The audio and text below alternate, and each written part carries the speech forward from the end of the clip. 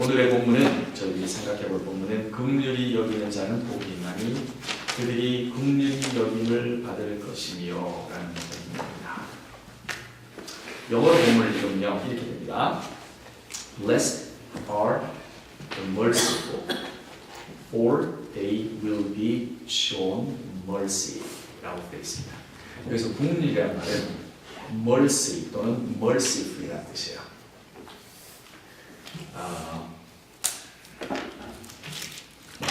지금까지 본문은 우리가 이렇게 하면 복을 받는다, 이렇게 하면 무엇을 받는다, 오늘의 본문도 마찬가지지만요, 이렇게 하면 이렇게 된다 라는 그런 어떤 문법적인 구조가 지금 있어요. 이건 굉장히 어떻게 보면 긍정적인 표현의 방법인데, 오늘은 약간 본문을 살짝 문법적인 구조를 한번 바꿔보려고 합니다. 어떻게 바꾼다면요, 이렇게 하면 이렇게 된다라는 긍정 표현 방법을 부정 표현 방법을 한번 바꿔볼게요. 어떻게 하냐면 이렇게 하지 않으면 이렇게 되지 않을 것이다 라는 표현을 한번 바꿔보는 겁니다. 그렇게 바꾸면은 어떻게 되느냐면요, 이 본문이 가장 무서운 구절이 될 거예요. 아마 이 팔복 중에서. 왜냐하면 이렇게 한번 바꾸고, 그렇게 부정적인 표현을 바꿔봅니다. 부정적인 표현 방법은 이렇습니다. 긍휼히 여기지 않는 자는 저희가 긍휼히 여김을 받지 않을 것이다 라는 본문이에요. 굉장히 무서운 본문입니다. 이게 뭐냐면요, 이게 굉장히 두려운 본문이에요. merciful 하지 않으면 너는 너한테도 mercy가 없을 것이다 라는 뜻이야.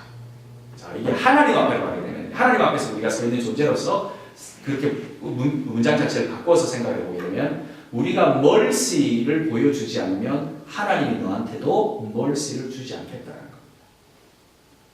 거꾸로 생각합니다. 용서가 없다는 뜻이야. 너가 용서를 하지 않으면 하나님께서 너도 용서를 하지 않는다는 뜻이거든요.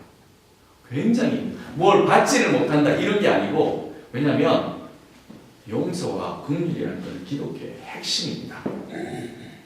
용서와 긍휼을 없이는 기독교를 얘기할 수 없는 건데, 오늘의 본문은 긍휼이 없으면, 긍휼이 하지 않으면 긍휼도 너희들한테 없을 것이라는 표현이잖아요. 긍휼이 무엇인가? 오늘 본문에도 금방 얘기했지만은 구약의 긍휼이라는 표현이 자주 나타나요. 한 180번 정도 나타납니다. 이 mercy라는 단어가. 근데 이거는 mercy라는 것을 주로 구약에서 얘기할 때는 하나님의 성격을 표시할 때 많이 merciful이라는 뜻을 씁니다. 긍휼하신 하나님, 은혜의 하나님, 자비의 하나님 얘기할 때 그 mercy라는 description이 하나님한테 묘사가 됩니다.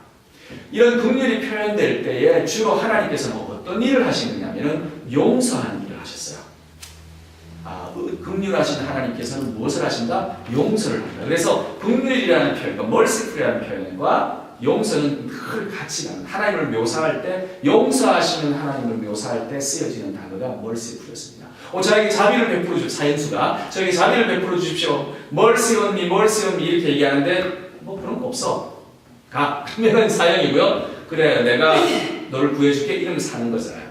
그렇죠? 판관이 그런 결정을 내릴 때, 그런 의미에서 이런 merciful이라는 이 성향은, 이 성격은, 이 묘사는 하나님한테, 특히 판관으로서, 저지의 이미지로서 하나님한테 많이 묘사가 되는 단어였었어요. 그러면 무슨 말이냐면은, 긍휼이라는 표현은 가장 많이 쓰일 때 용서라는 표현과 관련이 있다는 말은, 긍휼의 하나님은 죄인인 우리를 용서하시고 구원하신다 라는 거에 mercy와 밀접하게 관련이 있는 겁니다. 그러므로 이 긍휼이라는 표현은 우리와 하나님과의 관계 안에서는 우리를 구원하시는 하나님의 용서와 연관이 되어 있는 겁니다. 그러므로 조금만 이 용서의 의미를 집어넣어서 다시 이 본문을 읽게 된다면, 긍휼함으로 용서하는 삶을 다른 사람과 이웃 등의 나 자신 이외의 다른 사람들에게 자비와 사랑으로 긍휼함을 보여주면서 사는 사람들에게는 하나님께서 그 용서하는 긍휼함으로써 너희들도 구원을 해주겠다라는 약속이었어요. 그렇지 않습니까? 근데 이 말은 굉장히 은혜임과 동시에 두려움입니다. 왜냐고요? 아까 조금 전에 우리가 살짝 프랙티스를 했던 것처럼 5장 7절을 부정적인 표현으로 살짝 바꾸고 문법적인 측면에서 부정적으로 부정의 형태로 바꾼다 보면 용서하는 마음으로 긍휼함 없이 자비함 없이 사는 사람들에게는 하나님께서 구원의 용서를 통한 구원을 한 것을 허락하지 않겠다는 뜻이에요. 살아있을 때에 긍휼함 없이 용서함 없이 사는 삶을 살아가는 사람들에게는 죽을 때 하나님 앞에 설 때에 하나님을 만날 때에 용서함과 긍휼함을 경험하지 못한다는 경고라서 두려운 겁니다. 근데 이게 제 말이 아니잖아요. 그리고 제가 이게 생각하고 추론하는 말은 아니잖아요. 마태복음 6장 14절 15절에 이런 표현이 나옵니다. 너희가 사람의 과실을 용서하면, 예수님께서 하신 말씀이세요. 너희가 사람의 과실을 용서하면 너희 천국께서도 너희의 과실을 용서하시려니와 너희가 사람의 과실을 용서하지 아니하면 너희 아버지께서도 너희의 과실을 용서하지 않으시리라. 오, 센 표현입니다. 센 말입니다. 오늘날에 우리가 살아가는 사회는 용서보다 정죄가 득세하는 세상입니다. 너 잘못했다. 너는 이 전제에서는 비판을 받아서 마땅하다. 아주 공정하고 정의의 이름으로 비판과 정죄가 점점 힘을 얻어가는 세상입니다. 잘못했기 때문에 처벌을 받아야 된다. 자동차를 타고 가다가 가끔씩 차 앞에 범퍼 스티커에 붙어있을 표시를 보게 되면 가끔씩 이런 표시 목사님 다 보셨을 것 같아요. No mercy 이렇게 딱 붙여져 있습니다. 주먹 딱 돼 있고, 그죠? 한글로 번역하면 뭔지 아십니까? 용서 없어 이런 뜻이잖아요. 긍휼 반대 이런 뜻이잖아요. 긍휼 없다, 용서 없이 가차없이 처벌한다 뭐 이런 뜻이잖아요. 스포츠 게임이라든가 뭐 이런 말 보게 되면 그런 드라마 같은 것들 보게 되면은 오늘 아침에도 잠시 스포츠 게임 뭐 요즘에 NFL 마지막 게임이 남아있지 않습니까? 잘 모르시는구나. TV를 안 보시는군요. 우리 교회 성도님들은 성경책만 보시고 사시는구나. 이제 마지막 파이널 매치업이 이제 곧 시작하잖아요. 거기에 보게 되면 스포츠 캐스터가 막 이런 얘기 저런 얘기 하는데 It's going to be revenge 이런 표현을 쓰더라고요. 뭐 복수를 하겠다는 거죠. 전혀 감이 없으시네요. 이런 말 하게 되면 미국 교회들은 막 피가 끓는다는데 이제 한번 당했으니까 시즌에 한번 당했으니까 이번 결승에는 복수를 한번 하겠다 뭐 이런 뜻이겠죠. 복수라는 것이 우리는 웃지만 이렇게 일상적으로 우리한테 이렇게 와 있는 거야. 저지먼트가 있는 겁니다. 저지먼트에 대해서 그 저지에 대해서 우리는 아주 생활화되어 있는 거예요. 악한 놈들한테는 긍휼을 보여주는 것이 있을 수가 없다라는 정서. 근데요, 이런 정서 자체가 악한 것이라는 기준이 만약에 내가 가지고 있는 주관적인 것에 의해서 좌지우지되어진다 그러면 공정하고 객관적인 판단 기준이 서 있지 않는 가운데서 사용되어지는 긍휼 반대는 사실은 상대방이 악해서라기보다는 나한테 반대하기 때문에 저지를 내린다는 거지 않습니까? 상대편이라는 이유 하나만으로 용서가 허용되지 않는 세상을 우리가 살아가고 그 사람이 잘하든 잘못하든 관계없이 그 사람은 내 적이기 때문에 내가 저지를 하겠다는 겁니다. 기준에 의해서 저지하는 것이 아니라 내 적이기 때문에 저지할 수밖에 없다라는 그런 정서까지 살짝 왜곡되어 가는데 그런 것이 우리들한테 허용이 되고 이해가 되고 그런 걸 위해서 서포트를 하고 프로모션하는 세상을 우리가 사는 거예요. 그것이 우리가 가지고 있는 세상입니다. 단순히 적이기 때문에 그 친구한테는 긍휼이 필요가 없다. 이게 세상의 정의가 되어가는 겁니다. 근데요, 불행하게도 용서 못하는 것, 적이기 때문에 용서를 못하겠다라는 것이 세상적인 풍조만은 아니에요. 우리도 그렇게 살아요. 내 반대편에 서 있기 때문에 용서하지도 못하고 긍휼을 베풀지도 못하는 형태가 종종 나타납니다. 교회도 나타납니다. 크리스천 공동체 안에서도 나타납니다. 어떤 식으로 나타날까요? 나는 너를 용서를 못해 하고 싸우는 것도 정죄하고 긍휼을 베푸지 못하는 거겠죠. 또는 우리가 서로 말을 안 해버려요. 아예. 그럴 때는 이미 정죄가 되어 있는 거예요. 정죄가 돼서 판단을 이미 내려서 말을 안 하는 거잖아요. 난 말 섞기 싫어. 이렇게 되면 이미 판단이 내려서 정죄가 되어진 겁니다. 그건 너 긍휼, 멀스가 있는 게 아니에요. 또는 말도 하고 나이스하고 상냥하지만은 속으로는 이렇게 생각합니다. 너하고 나하고는 이미 끝났어. 그냥 인사만 하고 지내. 이미 정죄가 끝난 거예요. 긍휼이 없는 거잖아요. 마음을 먹음으로써 우리는 상대방을 이미 처벌하고 정죄하고 있는 것을 경험을 합니다. 그리고 그것이 정의의 이름으로 행해졌다고 생각합니다. 누구의 정의, 어떤 정의 생각해 볼 이유와 시간도 없이. 자, 우리가 여기에서 한 가지 반드시 짚고 넘어가야 할 것이 있습니다. 그렇다면 하나님의 정의란 뭔가? 하나님의 정의라는 것은 무엇인가? 우리가 그리스도를 믿는 사람으로서 정의를 얘기한다면 그럼 하나님의 정의로 우리가 분별할 수 있는 머릿수가 없다고 얘기할 수 있는 거 아닙니까? 라고 우리가 반론을 낸다면 당연하게 하나님의 정의란 무엇인가 하는 생각을 해야 합니다. 하나님의 정의란 여기에서 그래서 짚고 넘어가야 됩니다. 하나님의 정의란 오늘의 본문을 통해서 보게 되면 긍휼을 토대로 시작하는 정의다 라고 얘기할 수 있습니다. 사람이 생각하는 정의를 냈습니다. 이 사람이 죄를 지었으니 내가 이 사람을 어떻게 처벌할까? 그리고 공평하게 어떻게 처벌할 것인가가 사람이 생각하는 정의라면 하나님의 정의라는 것은 이 사람이 죄를 지었으면 무엇이 이 사람을 이렇게 만들었을까? 어떻게 하면 더 낫게 만들까? 즉 하나님의 정의는 이미 구원에 대한 관심이 있기 때문에 그렇습니다. 그 구원을 위해서 하나님께서 사람을 부르시고 하나님께서 그것을 만드시고 하나님께서 훈련시켜 나가시고 이 정의의 완성의 토대를 위해서 그분의 용서하심이 이미 있었고 그것 때문에 우리가 지금 살아있는 거예요. 이게 하나님의 정의입니다. 하나님이 긍휼함 없이 처벌만 하셨다면 우리는 이미 지옥 가 있는 사람들이잖아요. 우리는 아예 지난주에 얘기했던 것처럼 생명도 받지 못하는 사람들이잖아요.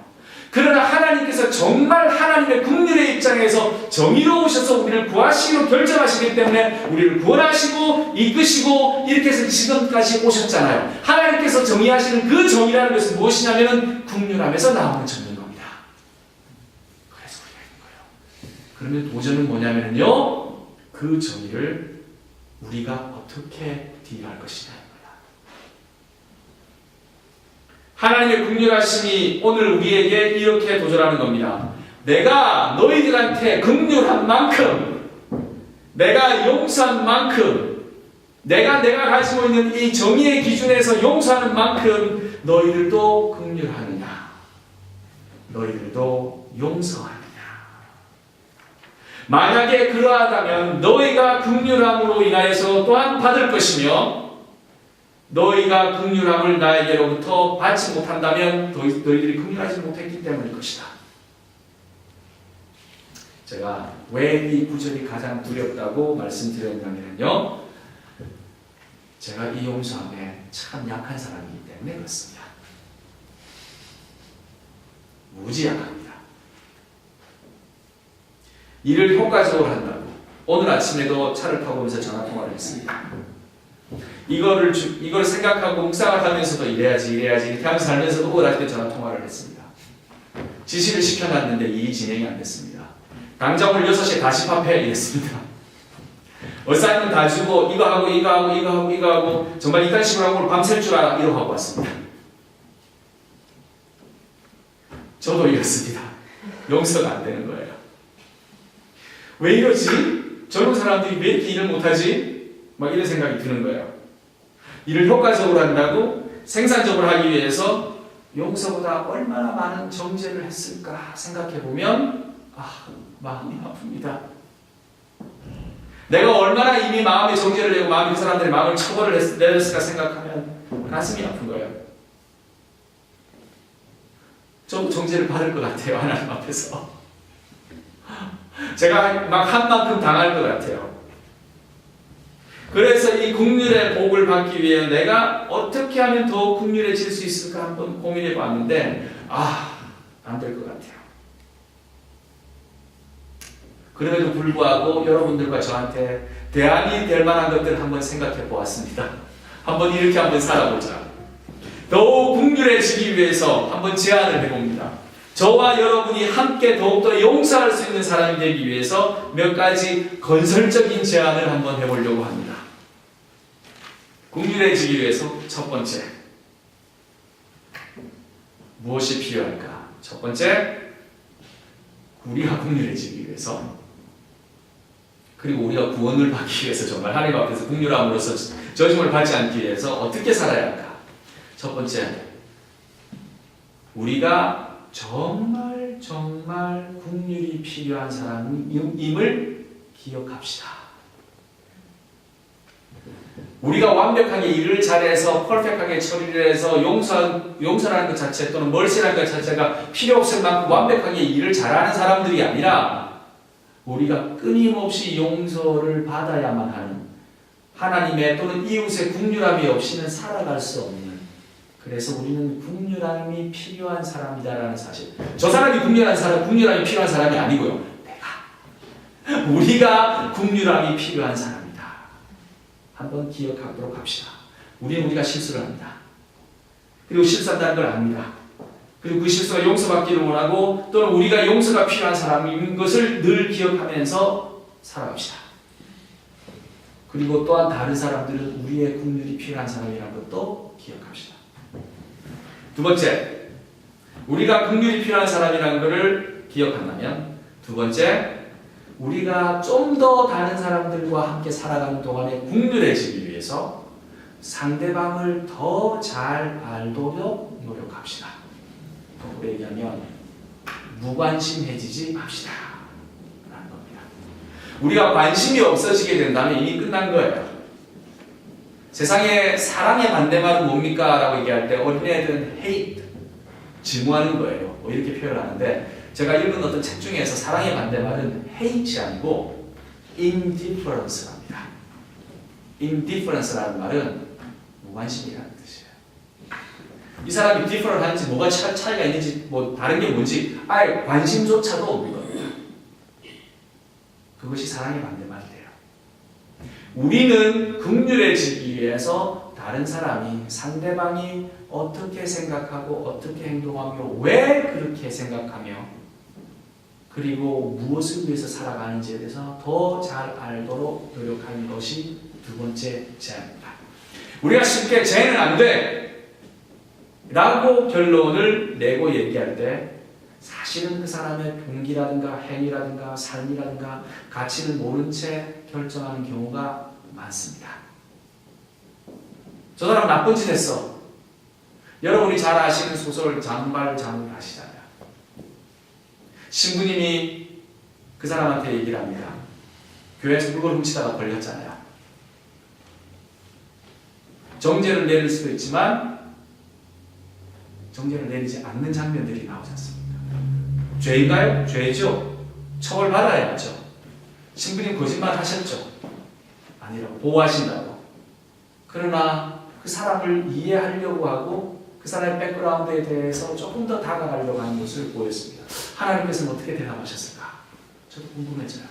우리는 사람들을 대할 때 적어도 그러한 노력도 없이 알려고도 하지 않고 수많은 신간들을 피상적으로 보여주는 것 가지고 결론을 내립니다. 어우, 쟤는 안 돼. 근데 이런 것들에 대해서 제일 많이 희생당하는 사람들이 누군 줄 아십니까? 어린애들이에요. 학교에서 그런 일들이 무지 많이 발생합니다. 코를 조금 흘렸으면 걔는 더러운 애가 되는 거야. 감기 걸렸다는 걸 애들은 몰라요. 그렇죠? 그리고 뭔가 음식 같은 것들을 조금 더 약하게 갖고 왔으면, 부모님 잘 싸주면 바쁘지 못했으면 쟤는 가난한 애고 막 이렇게 왕따를 당해요. 공부를 수학 점수가 안 나왔으면 같은 무리에 끼지도 못해요. 어린애들은 뭔지도 모르는 채 왕따를 당하기도 하고 피해를 보기도 하고 처지는 애들입니다. 선생님의 역할이 그래서 너무너무 중요해요. 그런 거 없이 잘 품에 안아줘야 되니까. 그렇죠? 그러나 어른들의 세계는 충분히 이성적으로도 그렇고 심정적으로도 그렇고 넓어서 많은 것들을 고려할 수 있는 능력이 있음에도 불구하고 우리는 게을러서 우리는 때로는 관심이 없어서, 우리는 때로는 귀찮아서 남을 더 알기를 포기하거나 안 하는 경우가 많습니다. 그러나 멀시풀해지기 위해서 우리는 조금 더 알아가려고 노력을 합니다. 자, 우리는 긍휼이 필요한 사람이다. 두 번째는 남을 좀 더 알도록 하자. 마지막으로 우리가 긍휼해지기 위해서는 우리는 예수 그리스도의 긍휼함이 나타내야만 하는 하나님의 도구임을 기억합시다. 이거는 예수 믿는 사람들한테만 적용되는 겁니다. 다른 사람들한테는 적용할 필요가 없죠. 우리는 예수를 믿기 때문에, 적어도 믿는다고 고백하는 사람들이기 때문에 우리는 긍휼해 줘야만 해요. 우리는 긍휼 must be merciful 해야 돼요. 무조건 한 번 더 생각하고 용서할 수 있어야 돼요. 한 대 여기를 맞았으면 한 대 이쪽을 내어줘야만 해요. 오리를 가자 그러면 백리를 더 가줘야만 돼요. 아니죠, 십리를 더 가져야 돼요. 백리 너무 많다. 십리를 가져야만 돼요. 겉옷을 달라 그러면 다른 옷까지 더 주어야만 돼요. 배신을 당했으면 침을 뱉지 말고 오히려 축복을 해주고 그 집을 떠나야만 돼요. 어큐즈를 당해서 법정을 서게 됐다면 그래 내가 잘못했다라고 십자가에 달릴 수 있어야만 돼요. 왜냐고요? 예수를 믿기 때문에. 그래서 긍휼이라는 이 표현, 긍휼히 여기는 자는 복이 있나니 그들이 긍휼히 여김을 받을 것이며 라는 말은 우리들이 살아가는 예수를 믿고 따라가는 제자들로서의 행동 지침의 핵심이 되어진 겁니다. 긍휼하게 살아나가는 것. 쉽지 않다. 그러나 그렇게 살아야만 한다. 라는 것이 우리들한테 주어진 과제예요. 그래서 오늘 이 시간은 용서를 한번 진지하게 생각해 봐야 되는 시간입니다. 혹시 마음속에 여러분들이 주변 사람들한테 용서를 하지 못했던 케이스가 있었다면 지금 이 시간에 하나님 앞에 솔직하게 용서를 구해야 돼요. 다 털어버리셔야 돼요. 나한테 죽일 놈의 못된 짓을 했던 사람들이라 손 치더라도 용서를 주시라고 이제 용서를 할 수 있는 용기를 달라고 하나님한테 기도를 하셔야 돼요. 저 표정을 보니까 나 힘들어 못하겠어 다 보입니다. 지금 여기서는 다 보여요. 근데 힘든 거 알아요. 저도 안 돼요. 저 정말 힘들어요. 죄송합니다. 근데 이 얘기를 해야 돼요. 저 안 하고 싶었어요. 근데 오늘 본문이 이런 거 어떻게 합니까? 얘기는 해야죠. 하셔야 돼요. 보세요. 카톡이라고 나오잖아요. 동의를 하잖아요. 같이 용서를 하자고 나오잖아요. 생명 나오고 계시고 여러분, 우리가 이렇게 제가 이렇게 제안을 하고 같이 나누고 묵상을 한 것처럼 우리가 이러한 방법으로, 다른 방법으로, 어떠한 방법이든지 간에 긍휼의 질서만 있다면 긍휼을 실천해 나가도록 합시다. 오늘 본문에 이렇잖아요. 그렇게 긍휼하면 어떻다고? 복 받는다고. 여기서 말하는 그 복은 뭘까요? 구원이잖아요. 하나님께서 우리가 하나님 존전에 마지막으로 섰을 때 하나님께서 우리들한테 멀시풀하다 그러시잖아요. 우리의 죄 기억하십니다. 저 그때가 제일 두려워요, 목사님. 파나마처럼 지나갈 거예요. 초등학교 때부터 시작해서 어거스틴이 얼마나 고민이 됐으면 엄마 젖꼭지 깨물음까지 회개한다고 막 그렇게 막 난리를 쳤을까요? 그것까지도 다 우리가 용서해달라고 그렇게 고백을 해도 하나님께서는 다 보실 거 아닙니까? 쫙 펼쳐서 보실 거 아닙니까? 너 7살 때 이거 했어. 너 초등학교 2학년 때 아빠 지갑에서 35원 훔쳤지. 이거 다 나오는 거예요. 너 고등학교 가다가 애들 삥 뜯었잖아. 다 나오잖아. 조 목사님. 뭐 이런 거 다 나오는 거예요. 이런 거 다 나왔을 때 하나님께서 멀시풀하다는 거잖아요. 괜찮아. 너한테 삥 뜯긴 사람 조 목사님 용서했단다. 이렇게 되는 거잖아요. 길지어 너 애 때렸잖아. 고등학교 다닐 때 걔 너 목사들인데 잘 참아도 왜 너한테 맞았을 때 얼마나 속상했을까. 아 그렇네. 죄송합니다 하나님. 걔가 다 용서했대. 그럼 제가 이만 맞겠죠. 멀시풀은 그래서 피해자와 가해자, 법정에 쓴 사람과 판사로서 쓴 사람과 하나님과 우리와 그리고 여러 이웃들과의 모든 것을 연결해 줄 수 있는 단 한 가지의 유일하게 효과적인 방법이에요. 멀시라는 게. 빚을 갚는 방법이에요. 그리스도가 멀시풀 하셔서 십자가에 달려 돌아가신 겁니다. 하나님이 멀시풀 하셔서 예수 그리스도를 우리한테 주신 겁니다. 우리의 이웃들, 나의 선생님이 멀시풀 하셔서 제가 고등학교를 간신히 졸업할 수 있었습니다. 내 교수님이 멀시풀하셔서 제가 F가 뜨지 않는 겁니다. 제가 사랑하는 사람이 멀시풀해서 제가 아직까지도 살아있는 겁니다. 내 자식이 멀시풀해서 아직까지도 부모와 자녀 관계가 유지되는 겁니다. 내 부모가 멀시풀해서 아직까지 제가 어머님과 대화를 하고 있는 겁니다. 멀시라는 관계가, 멀시라는 것이 있었기 때문에 용서가 있었다는 겁니다. 그러므로 당연히 너희들도 멀시풀하라는 겁니다. 왜 못합니까? 왜? 무슨 수를 쓰더라도 더욱더 긍휼해지도록 합시다. 아멘. 그래서 우리가 긍휼함을 받도록 말입니다. 긍휼히 여기는 자는 복이 있나니 그들이 긍휼히 여김을 받을 것이며. 이 본문이 여러분들에게 축복이 되기를 주님의 이름으로 축원합니다. 아멘.